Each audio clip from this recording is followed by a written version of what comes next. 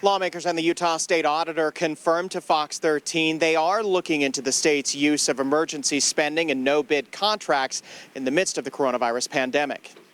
And any time that we're looking at taxpayer money, especially in terms of a crisis situation, we need to be very vigilant, and we need to make sure that we are being proper stewards of it.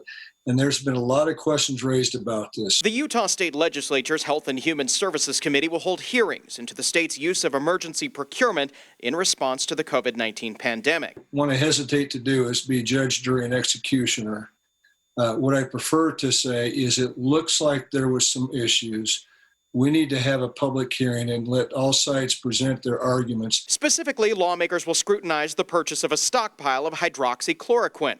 The state spent $800,000 for the anti-malarial drug that was originally considered as a treatment for coronavirus. I just think that, there are a lot of people hurting in a lot of ways, and we can use those funds much more wisely to make sure that we get through this crisis, other than a mistaken belief of a miracle drug. House Democrats are calling for hearings on this and other government contracts handed out in the middle of the state of emergency. There has to be a way to balance transparency and accountability with the ability to respond quickly and nimbly in the face of a crisis. They're not the only ones looking into what the state has spent millions on. We recognize it's an emergency situation, but it's just looking to make sure that folks were being reasonable in their activities. The Utah State Auditor says he'll be reviewing what the state spent millions on in responding to COVID-19. We're looking at those purchases that were associated with a wire transfer that didn't go through the normal check or warrant or electronic funds transfer process.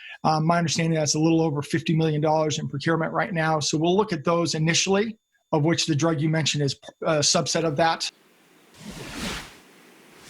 The state auditor says agencies have been very forthcoming so far. The governor's office says it concluded its internal review of the hydroxychloroquine purchase and found no wrongdoing. They will cooperate with any investigation. By the way, the state did get a refund on that $800,000 purchase. Live on the Hill, Ben Winslow, Fox 13 News, Utah.